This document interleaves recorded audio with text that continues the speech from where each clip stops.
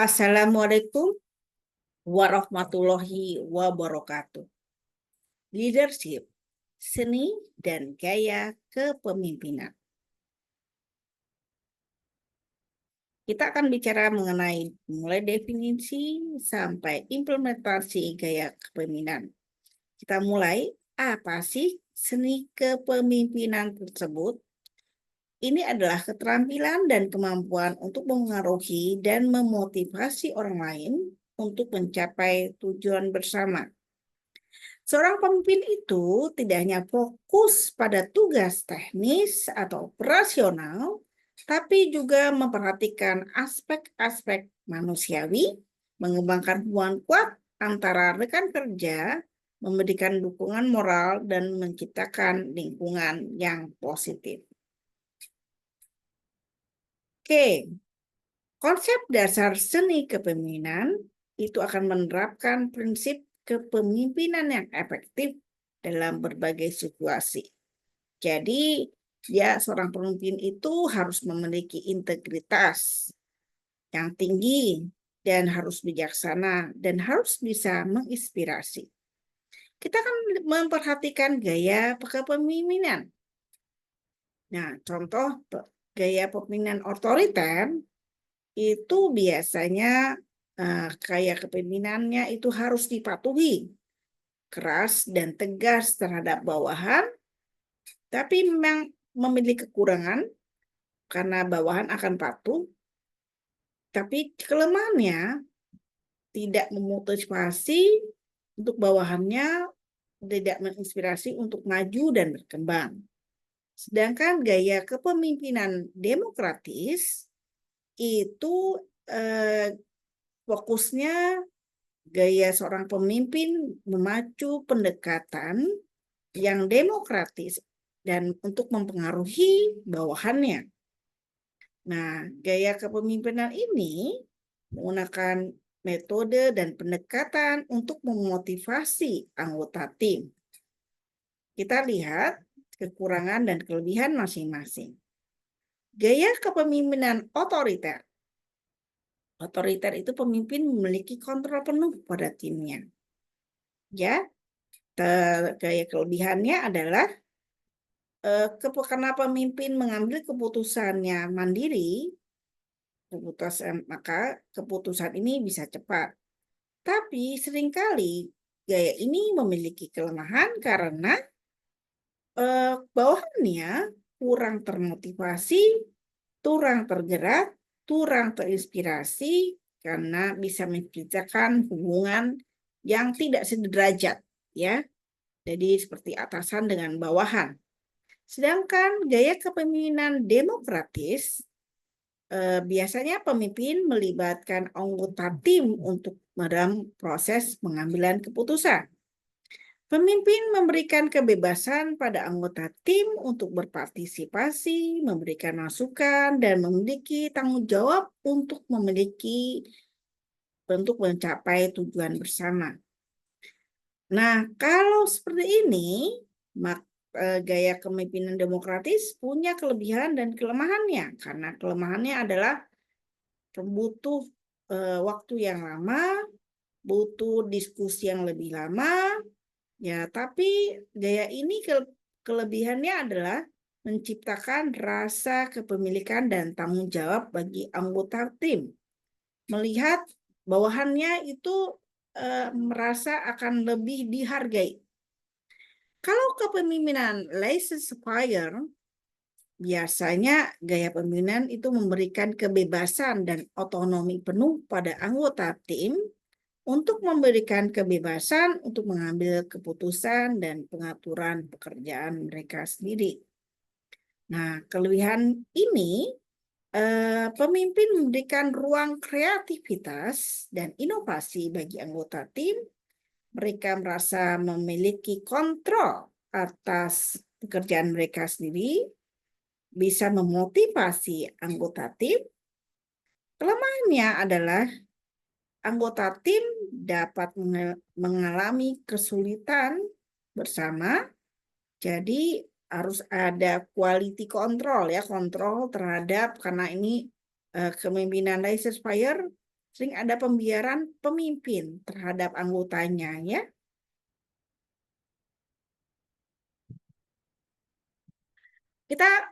Bagaimana sih pemimpin itu bisa berkomunikasi dengan bawahan dengan efektif? Teknik self development, ya, untuk meningkatkan kemampuan kepemimpinan, caranya bagaimana? Lebih baik pemimpin itu bisa berkomunikasi dengan bawahan menggunakan bahasa yang mudah dipahami dan jelas, sehingga informasi yang diinginkan bisa diterima bawahannya dengan secara tepat.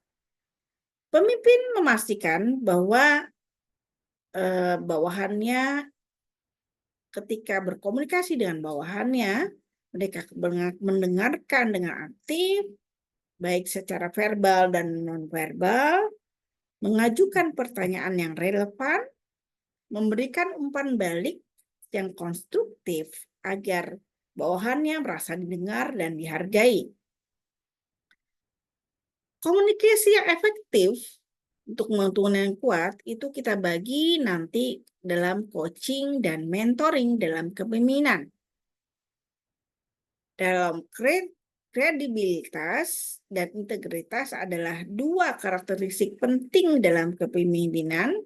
Kredibilitas menunjukkan kepercayaan dan keandalan pemimpin di mata bawahan mereka. Kalau integritas menggambarkan kejujuran, ya.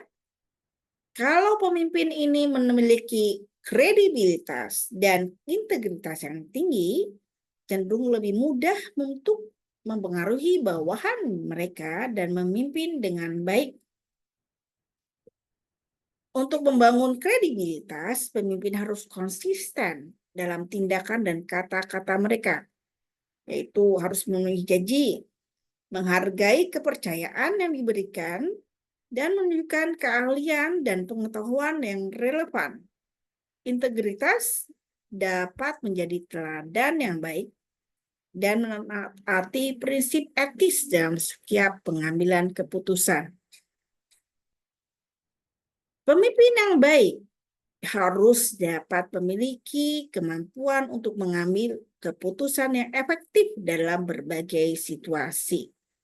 Ya, jadi teknik yang digunakan adalah analisis data, pemikiran kritis, dan dengan konsultasi dengan anggota tim supaya anggota timnya bisa dihargai dan bisa mengembangkan kemampuan dalam memprioritaskan tugas dan mengatasi kemungkinan risiko terhadap keputusan yang diambil.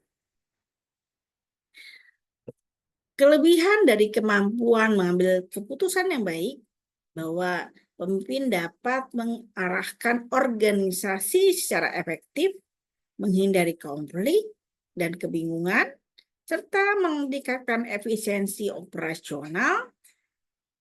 Kemampuan ini dapat membuat pemimpin membuat keputusan yang cerdas dalam menghadapi tantangan dan mungkin juga konflik yang muncul nantinya.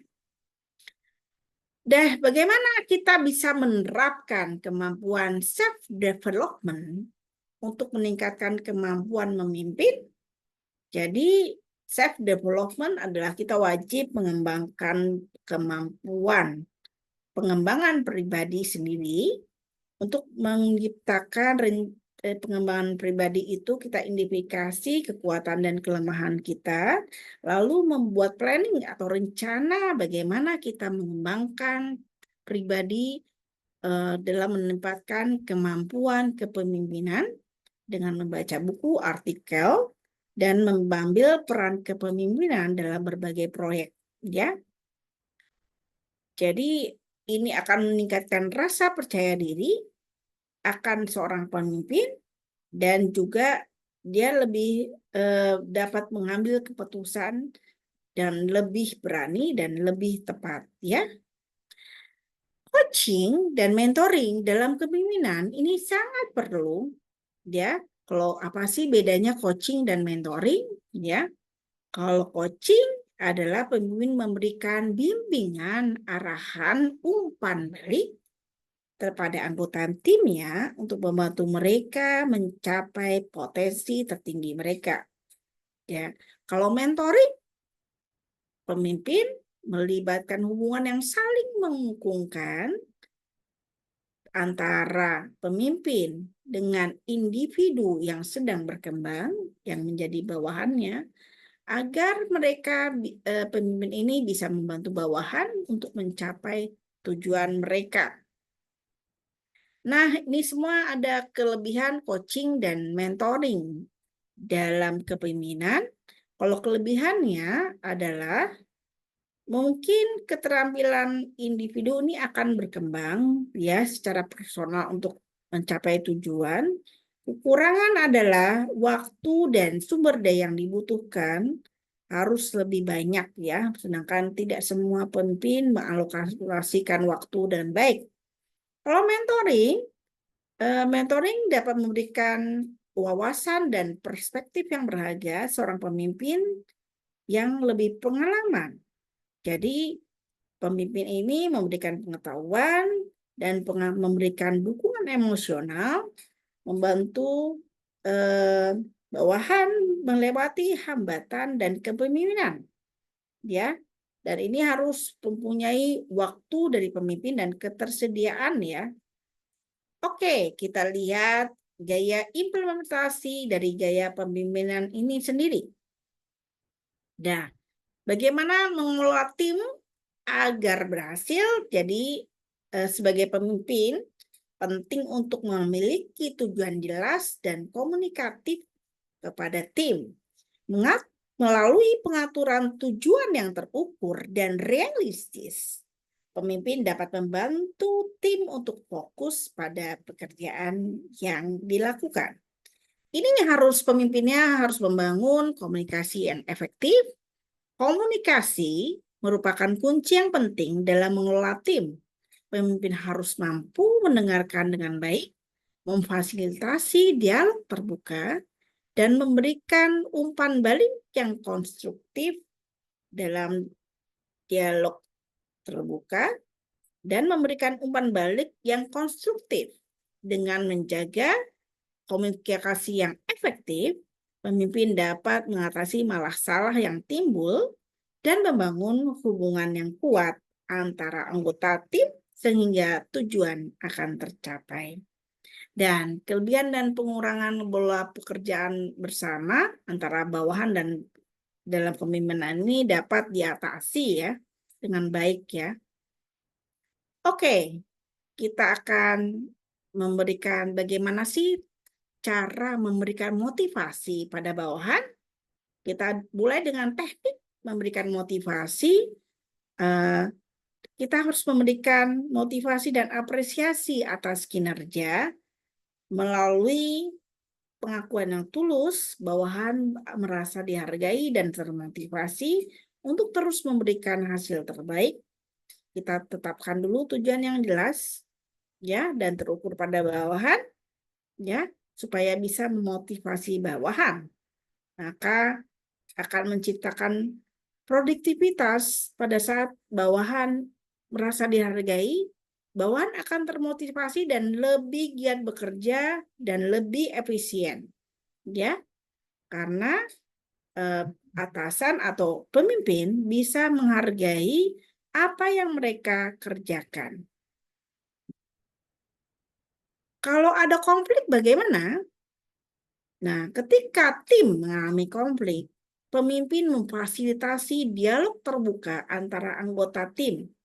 Hal ini memandu dan membantu mengidentifikasi akar permasalahan dan mencari solusi bersama. Jadi penting sekali kita harus sebagai pemimpin harus bisa memediasi konflik. Kalau konflik dapat diselesaikan secara mandiri oleh anggota tim, pemimpin dapat melakukan mediasi untuk membantu mencapai kesepakatan yang saling menguntungkan. Demikianlah presentasi kami mengenai leadership, seni, dan gaya kepemimpinan. Kami akhiri. dengan ucapan Alhamdulillahirabbil alamin. Assalamualaikum warahmatullahi wabarakatuh. Salam.